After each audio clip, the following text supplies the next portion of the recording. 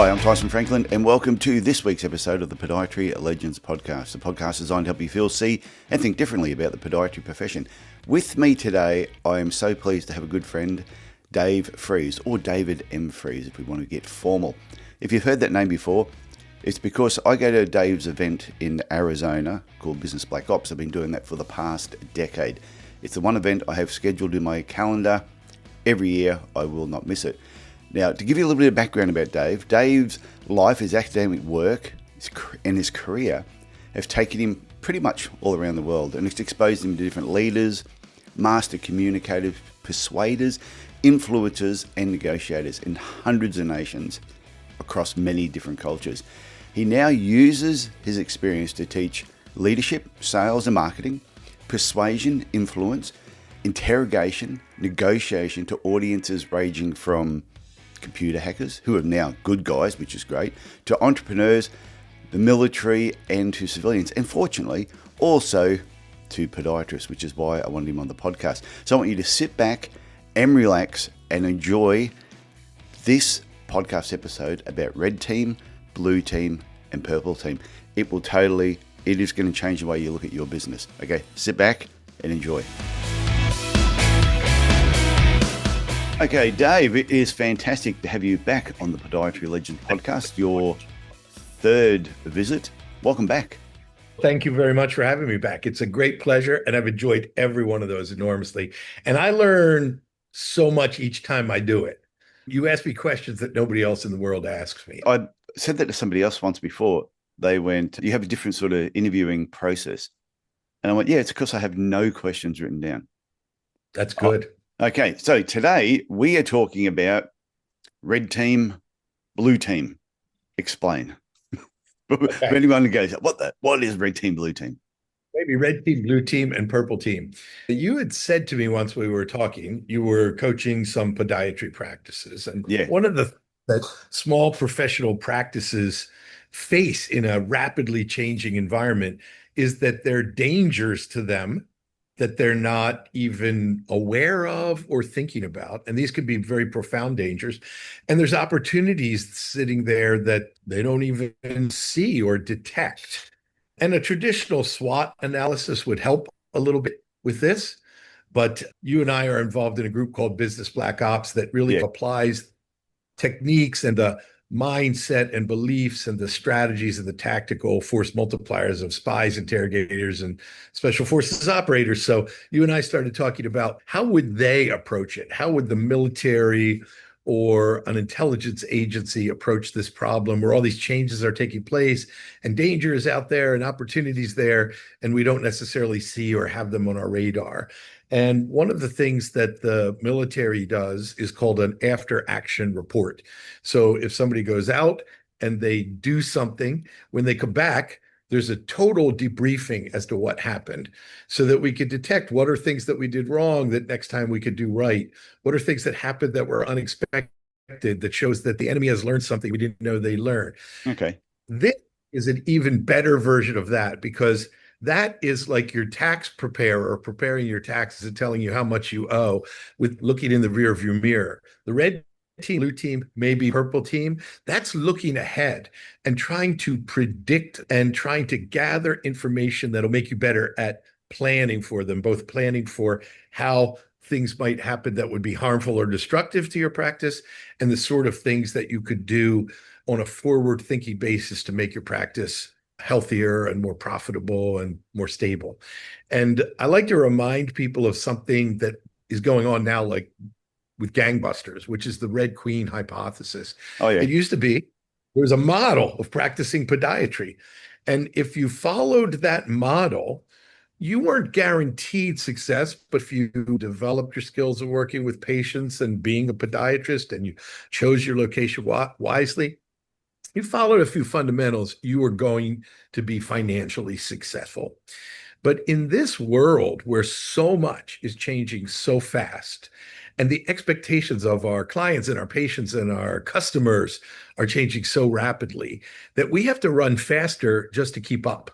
And we need to be more aware in real time of the changes that are taking place. or we can end up being devoured by our competition or just on the dust heap of an old practice that never adapted to the new changes in the world. So that's what red team, blue team, and maybe purple team are all about. And it is a technique that they use in spycraft and in the military to be very forward thinking and to identify threats and opportunities. So you want me to describe basically how it works? No, but you were saying, so the military, every time they do any form of war games, even if it's just practice, they will reflect on that and go, what did we learn from that? Or if they do have contact with the enemy in some way, they always sit back and go, what could we have done better? What did we not expect? They had defenses there that we were totally unaware of. How can we make sure that doesn't happen again? So it's just constant. And like you said, with podiatry or sort of any professional practice, it's that constant evolution. And I talk about a lot, I refer to it as like podiatry evolution. Whereas if you have not evolved and you're not constantly evolving, you will get left behind by all the other podiatrists that are coming through who are picking up the new skills and are constantly wanting to get better. Yeah, and a little thing can make a big difference. If a podiatrist comes out and looks at your practice and goes, and they're going to go into competition with you, and they go, oh, I hear from people that come from that practice that they didn't get their orthotics for X number of weeks. And that may it could be that you're now hiring a different kind of person that could streamline that process. It could be that you're creating a better system. But if you're not paying attention to that competition, and the competition is they're paying attention to what you're good at and what you're bad at, and they're not going to fight you in the things where you're good at, they're going to fight you in the things where you're bad at, and they're paying attention to what the patient really wants and how the patient's desires are changing, they're going to eat your lunch because they are paying attention to that evolving environment. The Red Queen hypothesis is named after a Lewis Carroll book where the Red Queen says to Alice in Alice in Wonderland, you have to run faster just to stand still in this weird world that she's in. And that was then later applied in a bioevolutionary study. So like in evolution, what happens is, let's say there's a swamp, and the swamp starts to dry up because of a change in the climate. Some trees and plants will do better in the drier environment, and so they'll begin to thrive. That's what we want to do in our businesses and professional practices. We want to be aware that the swamp's drying up, and so that we hire the right people to do the right things, to deliver the right results to the right patients in the right time frame, because all of that stuff changes as the environment changes, the economy changes, people's expectations change. But this one little thing, like being aware of something, could cause you to hire different people with different skill sets, build different systems, modify systems, train people in different things that you didn't have to train them in before. So if you have a tool, which we're going to discuss how red team, blue team, maybe purple team does this.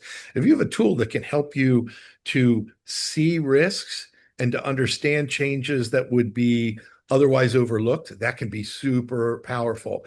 And then you were just saying about the after action report, this process in time to constantly do it. We call that the OODA loop: observe, orient, decide, act. So you're constantly scanning your environment, the people that come to you and your community, and how your services are delivered and what people want and how you reach out to them. You're seeing that. You're deciding what your next options are, or you're determining what your next options are. You're going to pick one, decide to do it. Maybe it's to do a particular type of ad or to launch a blog with information of some kind or another. So you observe the battle space, you see what your options are, you decide to do one, and then you take action on it. But then it's a loop. Once you act, you go back and say, did that thing that I just did in my practice get me more of the right people, help me to deliver the orthotics more quickly, or whatever the desired result is? You're always looking, did it work to do what I wanted it to do, or do I have to modify? Yeah. And the red team, blue team, and maybe purple team, that helps to set up and make it clearer as you observe the battle space, what you're going to do and how you're going to act. But very few practices ever go back and review what they did right or wrong. And very few practices ever try to look into the future and make reasonable predictions about what their vulnerabilities are and how they could defend against them. Yeah, that's a really good point, because I know when I used to, even if I went and visited a professional referrer, might have had a visit with the GP, I'd met them, we had a talk. Every time I came back from that meeting, I would grab an A4 sheet of paper, the date at the top, and all right, if I had that meeting again, if I could repeat that, if I could go back in time like Groundhog Day and do that again, would I approach the meeting differently? Would I have spoken about a different topic? Would I have taken something different to give it as a sample? And I'd reflect on that constantly. And therefore, every time I had a meeting, I would look through those old notes, and that made the next meeting even better. And it just constantly kept improving.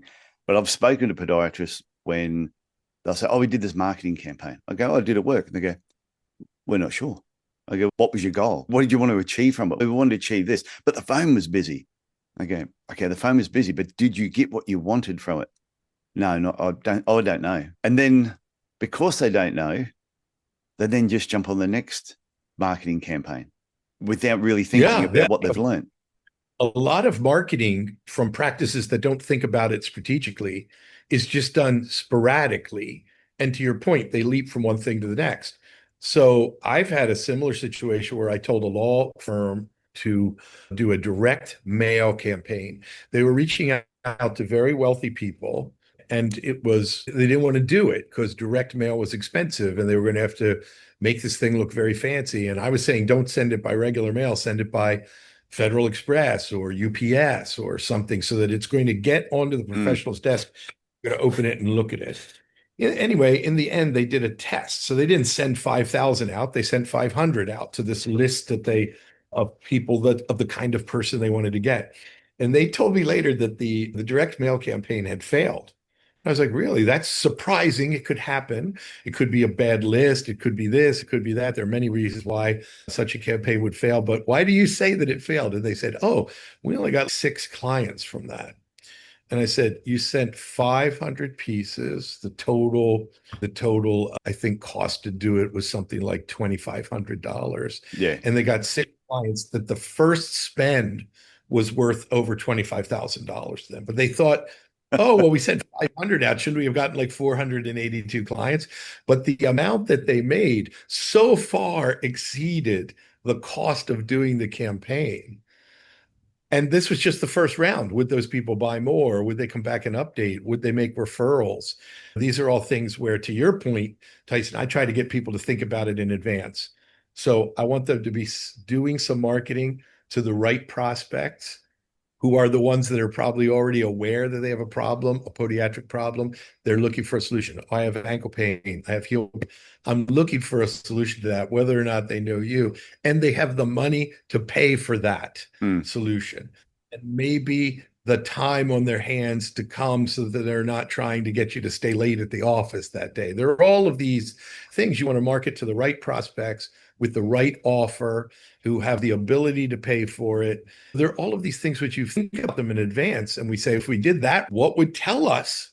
What would the measurement be that would tell us that it was successful, or that it maybe was close and that we need to tweak it a little bit? But to your point, people don't make those decisions in advance, so they have no way of judging, and they don't pay attention after, and they just leap from one thing to the other. And one of the things they did might have been working fabulously well and produced a giant return on investment, but they would never know it because they don't look at it. I was reading a book called "What Got You Here Won't Get You There." I think Marshall Goldsmith, but he even said in that 100% of his clients get amazing results, just totally changed. And then he realized it was one of his clients actually said to him, I think I figured out why you have a 100% success rate.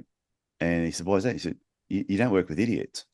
He said, through experience, exactly who you're going to work with. You've already worked out the profile. I will only work with these people. I won't work with these other people that are going to be a drain on his time, aren't going to listen. So by selecting the right people, then he knows who he should work with. And I think podiatrists can do the same thing with patients. Or if you're going to do a marketing campaign to patients, who is the person that you really want back in your clinic?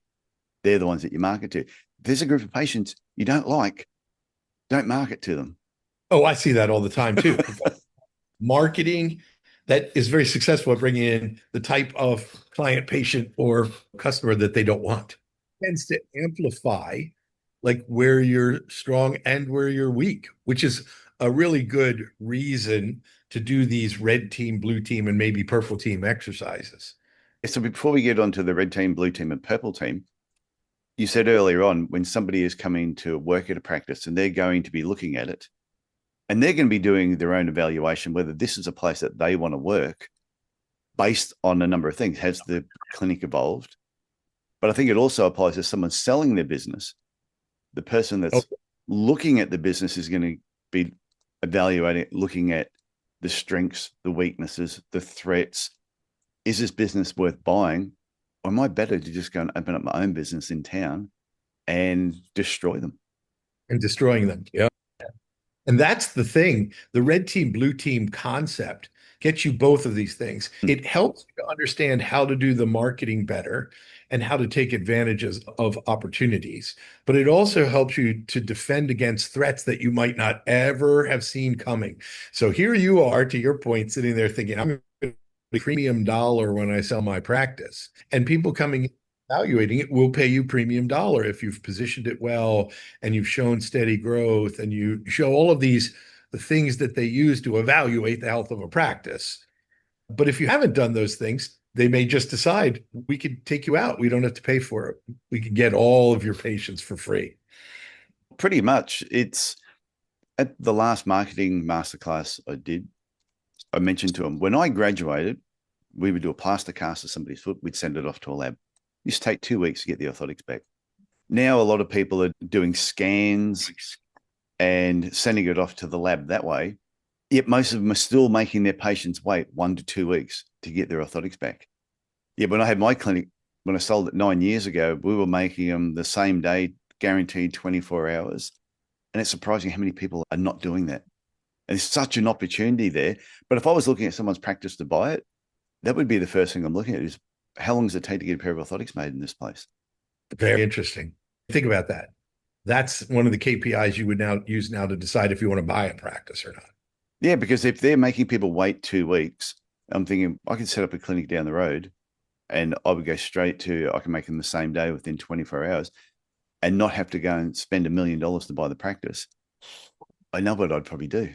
Yeah, that's a vulnerability that I'll bet you all of those practices don't realize that they have. So now let's get into the red, blue, purple. So the way this works is often people will just call it red teaming.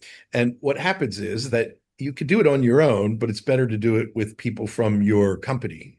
You set up a group who is given permission. Like you have to be careful about this because sometimes red teaming can reveal underperformance or problems that could be laid on somebody's doorstep. So when you pick the red team, you have to say, sometimes we do it arbitrarily, like the red team, you just have some cards and there'll be blue team cards and red team cards and whoever pick team cards. Okay, arbitrarily, you've been selected for the red team. That means you have everyone's permission to speak totally freely and to identify problems. And this is not about blame. This is just helping to identify problems we might not otherwise be aware of. But what the red team is designed to do is to think about if we were to attack this business or this practice, if we were a competitor or coming into this market, what would we do to totally destroy this business or this practice? And specifically, how would we go about it? What would we attack first, second, third, in what order and why? So this is working the danger side of things. The blue team is a couple of other people, and they've been selected to try to identify vulnerabilities that they have and how they would defend them. You don't want them to be working together at first because you don't want them to hear what each other are saying, because part of the beauty of this is when you bring those red and blue together in purple, that the blue team will often hear things that the red team is thinking about doing or might try to do that they were prepared for, but they might also hear things that they were totally unprepared for. And the red team might hear about defenses that they had set up that they had never considered, and that might have rendered their plans totally moot. Yeah. So The process, and we're oversimplifying it a little bit, but not for is red team is how do you destroy the practice? Blue team is how do we defend the practice from likely risks and the opportunities that we should seize to move it forward. And then when we bring those two teams together, they can identify systems that aren't working. They can identify problems at the front desk. They can identify delayed delivery of the product. There's a couple of other tools that I use in conjunction with red team, blue team. I will often have them separately prepare before they go into their whole idea of exactly what to attack or how to defend and how to build. I will have them do a SWOT analysis and or a what's working, what's not analysis. And the SWOT analysis, I think everybody probably knows how it works, but the strengths and weaknesses are the internal stuff. Where are we strong? Where are we weak? The opportunities and threats are the external things. What's going on in the outside world that could be threatening to us? But all of those can be very helpful to a red team that's looking to reveal vulnerabilities. And what you said to me before we pressed record was you said the red team and the blue team are both taking their roles on and they're doing it at the same time, but not in front of each other. They're separate areas. The red team's trying to attack, the blue team's trying to defend, but they don't even know what they're defending yet, but they're trying to think about what they may need to defend. And the red team's attacking without knowing the defenses that the blue team are thinking about actually putting up. And then when you bring them together, you get this amazing synergy. Yeah. This still doesn't mean that you don't do the after action report, like where something goes wrong or you try something new. You still, on a go forward basis, want to go back and say, did that work? Because in the red team, blue team model, we're coming up with hypotheses about these things.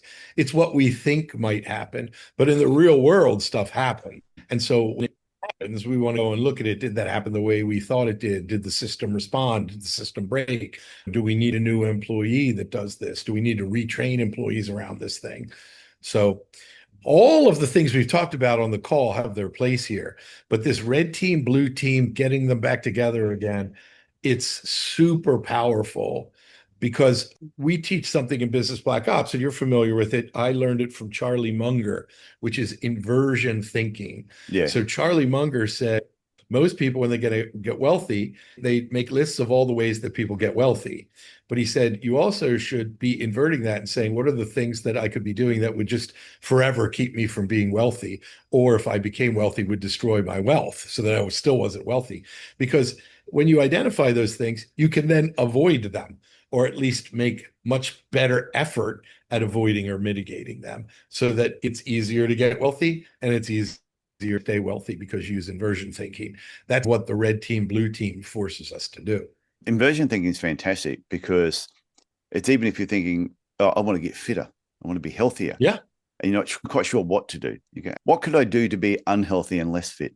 Sit on my bum, eat chips all day. Let's eat chocolate burgers every night. Just eat poorly, drink heaps. They're all the things you shouldn't be doing. So I think sometimes the inversion thing really helps clarify what you should be doing because it takes away all things you shouldn't be doing. And it gives you an edge in almost any realm where you apply it because most people aren't doing it. So the thing is, most people aren't even thinking about what they should be doing. Of the few who are thinking about what they should be doing, most of them never do anything about it. Of those few that do something about it, none of them are thinking about the inversion thinking, which would get them there faster and keep them there longer. So it is the thing that gets you, like, you know, we always talk about Pareto's principle in 80-20. You want to be doing the 20% of the things that get you 80% of the results. But at the other end of 80-20, you want to be avoiding the 20% of things that cause 80% of the destruction too. And when you work both ends of the Pareto's principle, it's very powerful. Yeah. And in my clinic, we used to have my disaster folder. And my disaster folder was something that all the staff members had access to, that no matter what went wrong in the clinic, go to the disaster folder, the answer will be there. Everything from plumbing to electrical to computers to a staff member having an accident on the way into work, someone ringing in sick at the last minute. And I said, and it doesn't matter how good your disaster folder is, something else will come up that you think it's complete. And just when you think it's complete, COVID will happen. That wouldn't have been in anybody's folder before. And what happens if we have a worldwide pandemic? How will we react to that? Even though it was a bad thing, a lot of good ideas have actually come off the back end of that because it made people think. And that's a perfect example. The red team is coming up with all these bad things, but we're thinking about them before they happen. And so lots of good things, which is that we think about ways to mitigate problems. We think about ways to avoid problems. We think about ways to deal with problems when they occur despite our best efforts. Yeah, and you can learn from that sort of stuff, mainly because I remember when they had different things have happened over the last couple of decades, and every time they do, the stock market plummets, and then shortly after that comes back up again. As soon as COVID hit, and I saw the stock market just plummet, I went, I'm buying shares. Because I had learnt from all the other times that had happened, it is going to go straight back up again in a short period of time. And it did. Finally, I got the timing right on something. I just had a similar experience, which is we know if you watch cryptocurrency, we know Bitcoin it's very volatile. It's become a little less volatile as it's gotten more acceptance. And so the dips are likely to become less severe. But there's a period of time. So when Bitcoin drops precipitously now, I buy it. And because I look at it this way, if the recovery time is really long, my grandchildren will thank me for buying it. If it comes back quickly, I'll be happy because I'm buying it down here. And a lot of times that happens. I buy it here, and 2 weeks later, it's back to where it was again, or sometimes in 2 days. So this is not investment advice. Neither you nor I are advising about investing in cryptocurrency or the stock market. This observation has to do with the fact that we learn from observing things that go on in the past, and we can learn from this red team and blue team, and we can create plans that are more likely to be successful. One of the other things that this is very helpful with that we've talked about in Business Black Ops is that companies that do very well over time recognize just like there's time value of money. The sooner you make the money, the better, because you can invest it in the time value of intentional change and detecting when things break. That's very valuable. So a company that detects when something breaks fixes it right away. So there might be a little downtick, they fix it, and then their performance keeps going up. But companies that ignore the breakage or don't have a way of seeing the breakage, it just continues to happen and cascade, and it gets harder and harder to fix. So they've got to put more resources on it, and they don't get to keep that money as profit, and it slows growth down very substantially. So again, red team, blue team helps with that because you're constantly, when you're red teaming and blue teaming, you're looking at how are our systems adaptable? What if there is an attack? This could apply to a literal attack. There are small practices in the world that have fallen victim to ransomware attacks. Oh, yeah. And do you have in Australia, do you have something like HIPAA, like we have in America, patient confidentiality regulations? Yeah, it's not called that, but there are rules around how we've got to protect and store patient details on our computers. Yes, and so that's something that you may or may not be successfully doing in your practice. So if I were going to try to destroy your practice, that might be a vulnerability that I would go for. And so we're talking about this as though it's applying just to business issues, but there is a sort of real world battle aspect of this too. How do I defend against a data attack or a regulator coming in and saying that I didn't comply with these type of patient confidentiality regulations? Because those things could be very damaging to a practice. Yes, even if you don't have your own business and you're an employee, podiatry is your career. It's not just a job. A patient could make a false claim against you. See a lawyer, make a false claim. That is a threat. That's an attack that if you don't think about it, and I used to say that the staff that work for me, that these are things you need to think about because every patient that's in front of you potentially could go pear-shaped. So you must always be aware of it. Even if it is a false claim, you know how to handle it. You don't drop your lolly bag and get all upset and start to panic. And then it affects the next day, the next week, the next month of your life. Yeah. And you may have procedures that help to make sure that you've documented how you handle patients and that it is false. Whereas if you have no procedures in place and you're not putting it in certain things in your notes, it makes you more vulnerable to that sort of an assertion. So red team and blue teaming is not just going after, are we doing good marketing or not? It's going after all of these ways that a competitor could attack you, a patient could damage you, something could happen that would destroy you. That's what the red team's designed to do. And the blue team's designed to think about that too, but how you defend against those things and what policies you put in place and how you modify the system to make it less vulnerable to those kinds of attacks. And you can understand the businesses that do this, and even people doing it in your own personal life. You do it at home. How much calmer your life is when you've gone through this process. You've gone through what all the threats possibly could be, or all the ways to actually defend it. And I think it's a good feeling at the end. Once you get the purple team together, and I'll point out to people, in case you haven't done art, when you mix red and blue, you get purple. That's a very good point. I'm glad you did. Yeah. So some people sit there and go, why is it a purple team? Why is it not a green team? Why is it not a yellow team? Because if you did art at school, you'd know blue and red make purple. I thought now would be a good time to just jump in for a quick timeout to remind you that if you're looking to grow your podiatry business, whether that means more patients, better systems, or a healthier bottom line, this is what I do. I'm not part of a big coaching company where you're just another number on a spreadsheet. I work directly with you one-on-one, and I only work with podiatrists. I don't dumb my information down to suit other professions. And after more than 35 years in the podiatry profession, opening, relocating, selling multiple successful podiatry clinics, I know what works. And I know the unique challenges you face as a podiatry business owner because I have lived them. So if you're feeling stuck, you feel like you're spinning your wheels, or you know your business has more potential than it's currently showing, let's have a talk. A short conversation might be all it takes to just point you in the right direction. So go to my website, tysonfranklin.com, or just search me out on social media. I'm pretty easy to find. Just look for Tyson E. Franklin. Okay, let's get back on to this interview with Dave. I still like, personally, having the red team and the blue team work separately and come back to form that team, because I they'll learn. like the idea of that. I think that's a lot better idea, having them both going off, doing their separate things without knowing what the other person's going to say, then coming together. And I reckon, especially I'm looking forward to doing this with a few podiatry clinics, I reckon they'll be surprised with what each of them come up with. Oh, I think so too.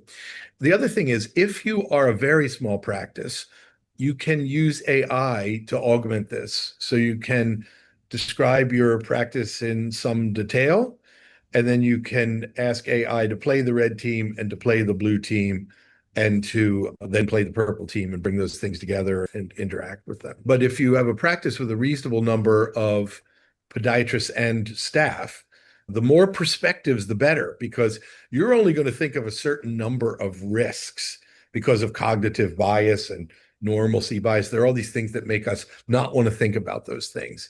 And when we turn our attention to them, we'll think of more of them than if we were just blithely moving on with our lives. But having multiple people doing that from multiple perspectives reveals multiple risks or multiple ways of mitigating risks that we would never have thought of on our own. Yeah, and this came up in a conversation I had with someone recently, and we were talking about car parking, how important car parking is to their business. There's only a limited amount of car parks.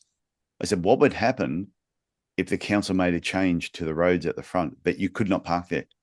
And then went, oh, that would cripple us. I go, okay, if it does happen, what's your plan? What's your backup? What are you going to do? I said, you have to think about it now. Don't think about it when it happens. And I think that's the mistake a lot of people do. They wait until something bad happens, and then they panic, and it's hard to make good decisions when you're in panic mode. Yeah, you can say, oh, there's a parking spot or a lot with a bunch of spots in it 2 minutes down the road. I would have a valet bringing people back and forth so they wouldn't have to wait. You're making a good decision by thinking about it in advance. You could identify the resources you would need. You could find out if you could rent those spots. Whereas if it just happens, to your point, you're in a terrible position and you're frightened and not making good decisions. I said this, we had a picture one day. You drive up to your clinic, and as you're driving towards your clinic, smoke in the distance. And you go, oh, there must be a fire somewhere. And as you get closer, you start to see flames. And then when you get really close, you notice it's your clinic that's on fire and it's just burnt down. What do? You had a whole pile of patients booked in that day, that week, that month. What do you do? And I had already thought about it, and I already had it all mapped out that if the place burnt down, within 24 hours, we'd be up and running again. We knew where we were going to go. I'd already spoken to people and said, would I be able to use a room in the back of your business here? Could we do that? I knew where we were going to get computers from. I'd already spoken to other podiatrists, so I knew, and said, if something ever happened, could I borrow this equipment from you? Would you send it to me? They went, yep, not a problem. So we already had it all mapped out. And not that's going to happen very often. But if it did happen, are you ready for it? Yeah, if a car came through the front of your building, are you ready for it? And I've seen a few podiatry clinics that's happened to. Oh, that's funny. Yeah, not for them. Not for them. But I've seen there was a business I remember on the Gold Coast, and this car went through the front. Then they did this whole big marketing campaign about maybe we should include a drive-through service. And they did. They had to rebuild the building because it got destroyed. It was a truck that came through, and they redesigned this building and they added a drive-through area for cars. That reminds me of another use of this, and you and I have talked about this before.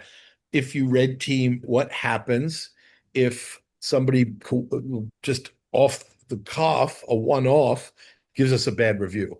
But what if we get several bad reviews from somebody that's trying to harm us? Thinking about that in advance helps. And there are even ways to turn bad reviews into really good marketing. That was a bad situation that they turned into really good marketing.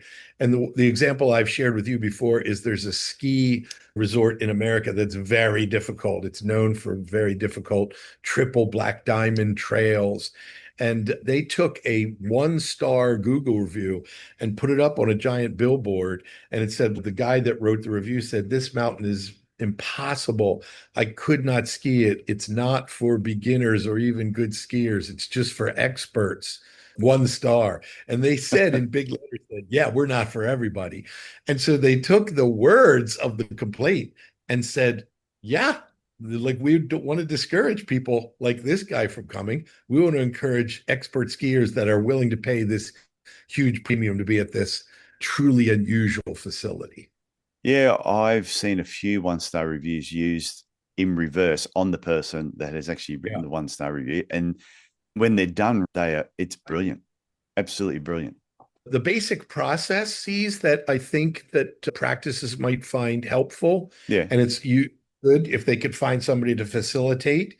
I don't know if that's the sort of thing that you do or not, but I've just found practices often struggle with how to do this on their own. So finding somebody that can help and that knows ways of inoculating people so that if it does turn up somebody that's like underperforming a little bit, or a system that somebody created that's not working, that this is not about the blame. There are things to do in advance. And there are exercises that you can teach both the red team and the blue team. And then there's ways when you bring them together to get the most juice from the squeeze and give that practice the most actionable items. One of the other things that I would encourage anybody thinking about doing this to do would be to map out all the essential business functions of their practice. There's marketing, there's sales, there's delivery, there's IT, there's regulatory, there's all of these, there's finance. There are all of these aspects of the business. And there are routes to do damage to a business or where it could, or systems could fail in each and every one of these. But since to your point, you don't have unlimited resources, we would, really, when we come back to put the red team and the blue team together, we'd be looking for what are the most likely ones, or what are the ones that even if they're improbable could be very devastating, and how do we at least take some measures to mitigate against those. So if somebody was thinking about doing this themselves, like I said, I'm gone to clinics and I've done this with groups of people, with podiatry clinics. If somebody was thinking about just doing it themselves, should the business owner be on the blue team or the red team if they were going to do it themselves? It's a great question. I personally, if they do it themselves, they should probably be on the blue team, because they're going to be surprised. They're going to think they know every way in and everything that could go wrong, and they're going to be surprised by how much. The other thing is, I think the presence of the owner or the leader of the practice is going to suppress the most diabolical suggestions of the red team. They just don't want to do it in front of that leader. But by the time they get, this is the other reason, like having a facilitator helps with that. And by the time you bring the two of them together, that facilitator can coax out some of the more diabolical ones. So basically, you're trying to be as mean as possible. When you're trying to attack the other business, you're not trying to be nice. You're like the worst of the worst, trying to actually do harm. We burn it to the ground. Yep. Why don't we assassinate the owner? Assassinate, yeah. Oh, that is extreme, isn't it? But these are things. I'm sure there's some employees that have thought about that, but oh yeah, I'm sure they have. Being deliberately provocative there, but you do want them to not focus everything on illegal activities that can destroy the business. Yeah. But there are illegal activities that could destroy the business or the practice. So we also don't want to ignore those. Like the red team, various ways to get them thinking about this are, what are the things that could naturally go wrong that would make this vulnerable that we take it over? What are the things that we could do to enhance that? What are their systems or whatever that we could attack? How could we steal their customers from them? How could we hire a key doctor away from that practice? These are all that red team will come up with if properly coached and spurred into action. But that's hard for the owner to do. You do want the owner or the managers of the practice to be involved in this so that they can make it clear that this is not about like punishment or retribution. Yeah. This is helpful to the practice to identify this so that people will be more free.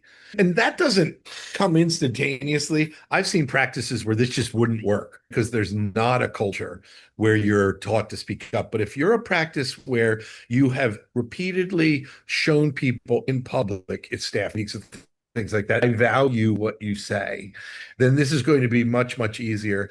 And if you're starting the process of doing that, this is another way where you could publicly say, I value it, and give reward for thinking out of the box about these things. Then it encourages people to speak up. And I think also having the facilitator, who I think is got a lot of experience in, say, in podiatry, for example, I've seen a lot over 36 or so years. I've seen a lot of mistakes be made by podiatrists, seen a lot of businesses get destroyed by different conflicts and different reasons. And an example I did see, we were saying that, yeah, it's not that you're going to do anything illegal, but I know of one podiatrist setting up another podiatrist to have done something that he shouldn't have done and got him booted out of the podiatry profession because of it. And the whole thing was set up by another person. And it was illegal. What they did was very illegal. And you just sit there shaking your head going, no one would have thought of that. No one would have even considered that somebody could do that. But somebody did. Somebody did. And when I heard it, I was just shaking my head. I couldn't believe that one podiatrist would do that to another podiatrist, but they did. And these are the sorts of things that are easy to overlook because they sound insane. Even the first example I gave, well, why don't we just burn down the practice?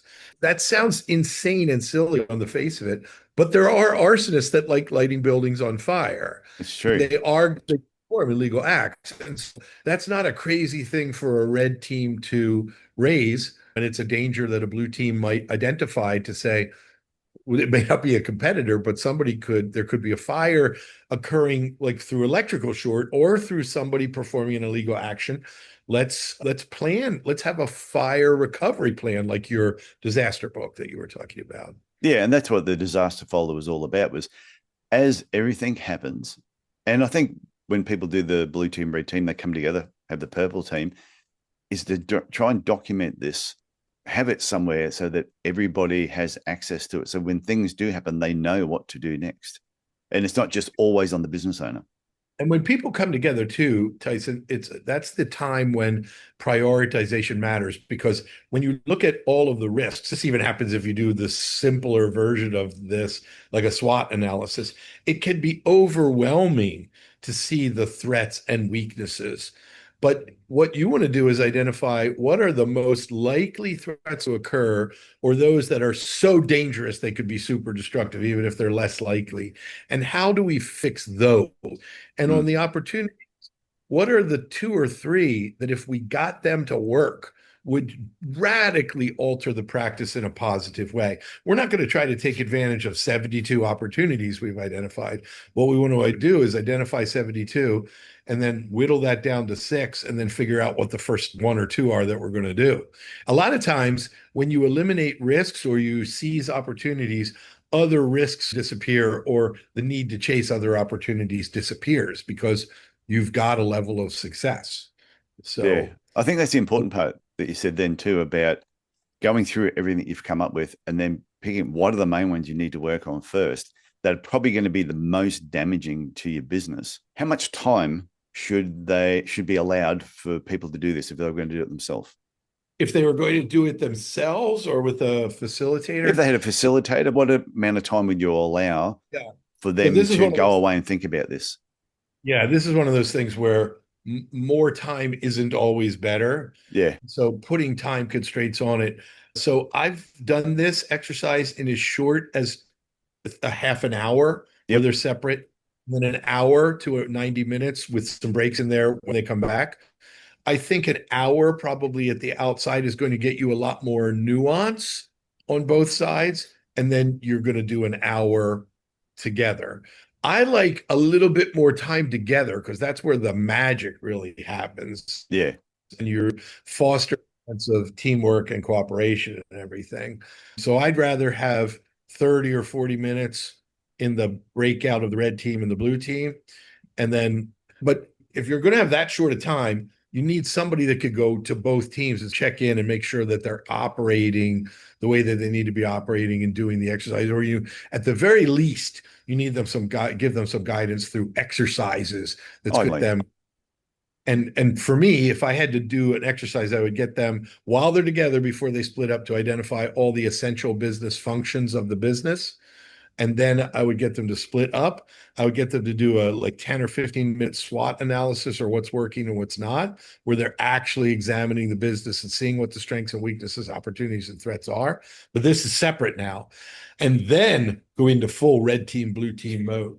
Okay, know what we know now. How would we destroy this? What might happen to destroy it? That's the instruction I give to the red team, is what might naturally happen that would destroy or weaken this, and how else could we either accelerate that or do damage to it? What are the things that we could do proactively? But I have them working on both, like figuring out what they see in the marketplace that could be destructive to the practice. And then over on the other side, we have them doing the exact opposite. What are the essential business functions?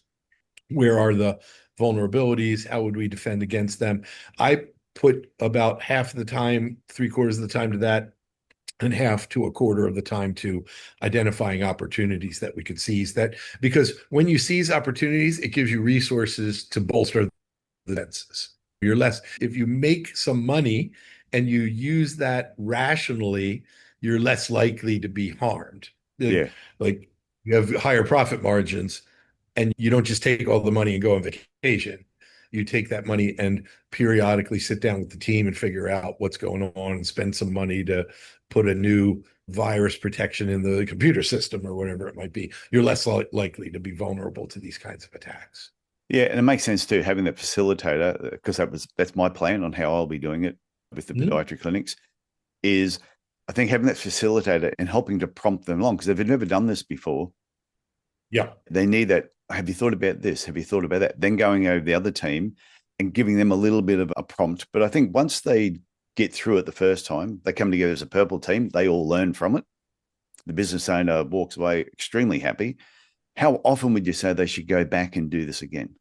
Yeah, so I do a SWOT analysis, which serves some of the same functions, and a what's working, what's not, four-step analysis. I have a process that I do.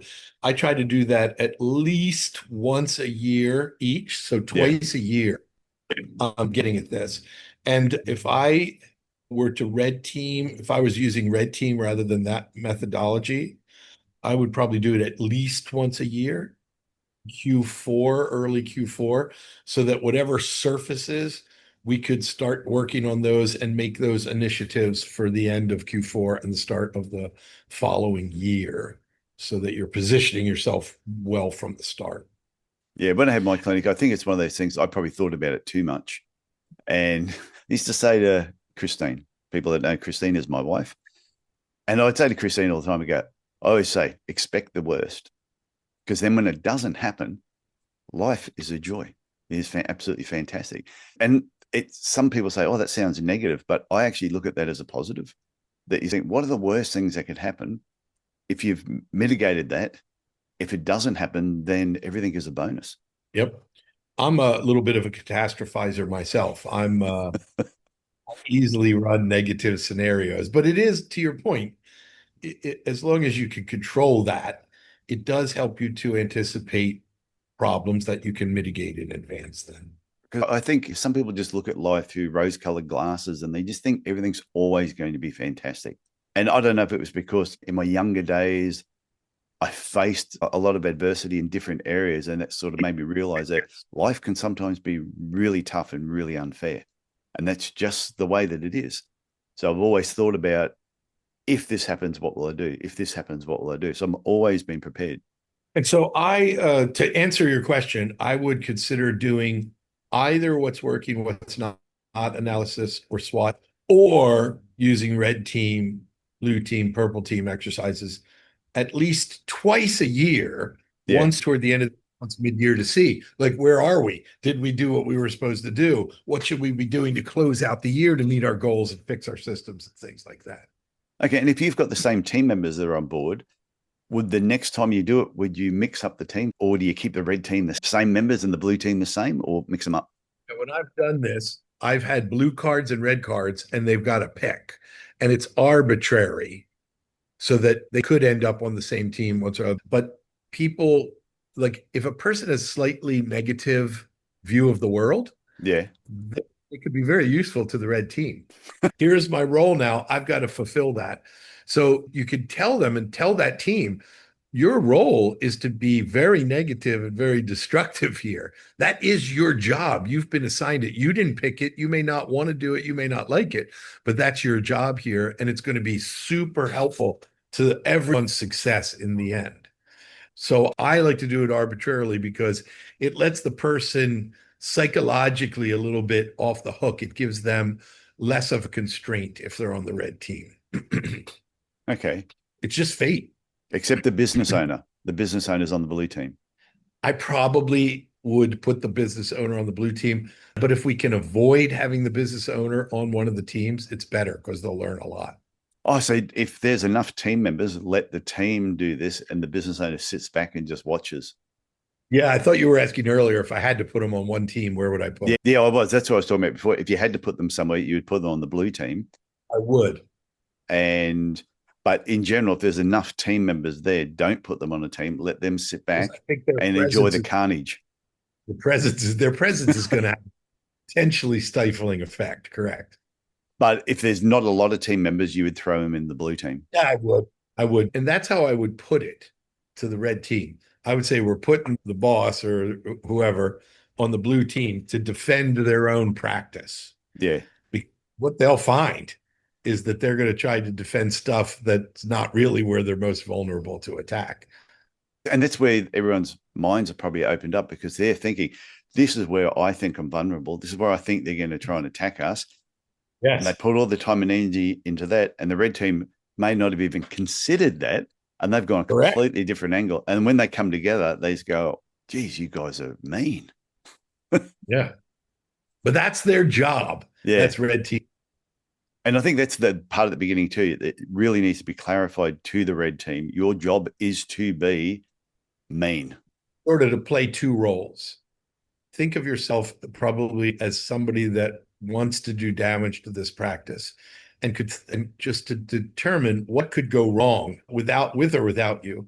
Yeah. And then the other thing is, you affirmatively do to do harm to this practice so that you could buy or acquire it or get their patients.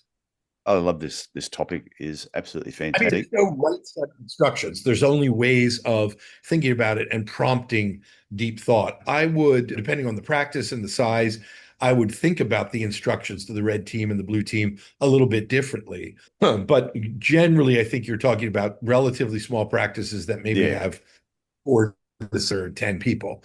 And so that's why I'm suggesting this way of looking at it. But I think you might, depending on the size of your practice, or if you're facilitating the size of the practice you're working with, you might think about different ways of describing the job, essentially what the job of these two are: attack, destroy, seek vulnerabilities, even if Yeah. you're not going to. And the other is to defend threats and identify opportunities that can be seized.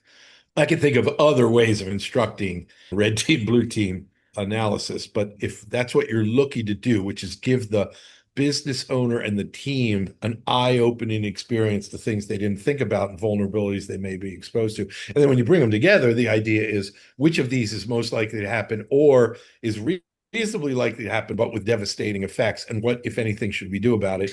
And then on the other side, which of these opportunities that surface that we didn't even know about should we seize? Fix this system, bring in, enact this marketing. Like, marketing can be a defense against an attack and simultaneously a way of seizing an opportunity. Like, if you say, oh, this is our perfect kind of patient, and they're being taken away by this online supplier of this thing, Yeah. then you might have a marketing campaign that tells people, like affluent people, you want custom. You don't want what, like, online. You don't want that like Men's Warehouse kind of suit. You want like a bespoke suit so you look fantastic. That's what we provide, not that. So now you've got this marketing campaign that is both defensive. It's helping you to eliminate a immediately posed threat, but it's offensive in trying to capture more market share too of the type that you want. I know that makes perfect sense. So is there more to this topic you'd like to talk about? I think there's some things like what goes on in each of these and how we apply these other. I would love to give more ideas to practice. Yeah, Owners. that'd be fantastic. Okay, Dave, I want to get you back on so that we can take this to a whole other level. So anyone who's watched this episode, if you're watching on YouTube or you're listening to the podcast, Dave will be back. I hope. You will be back, won't you, Dave? Unless something terrible happens. Oh, geez. Oh, don't know. Nothing terrible is going to happen. You haven't got some red team trying to attack you. I do. That's the problem, is everybody's got to end. As long as I'm a step ahead, I'm back on. Yeah, you have lived. Okay, Dave, I want to thank you for coming on the podcast. I look forward to having you come back, and I'll be talking again very soon. Yeah, looking forward to it. Thank you so much. And I hope this was useful. Oh, very useful. So thank you very much. Take care. Well, thanks for tuning in to this episode of the Podiatry Legends Podcast. And I hope today's conversation with Dave Fries has given you a fresh perspective on how to safeguard and grow your podiatry business. The red team, blue team, and purple team framework, it's more than just a clever idea. It's a practical way to anticipate problems, protect your practice, and capitalize on opportunities you might have otherwise missed. If there's one thing I've learned in business, it's that complacency can be dangerous. Competitors, market changes, and unexpected challenges are always going to be out there, and they often arrive without warning.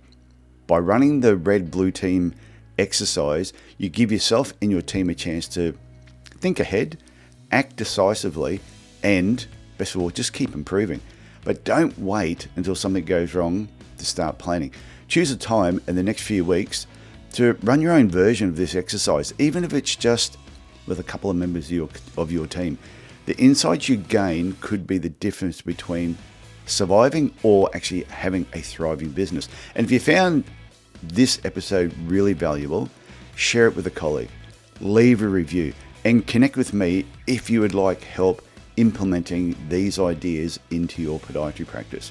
So that's it for me this week. I want you to look after yourself, look after your family, and I will talk to you again next week. Bye for now.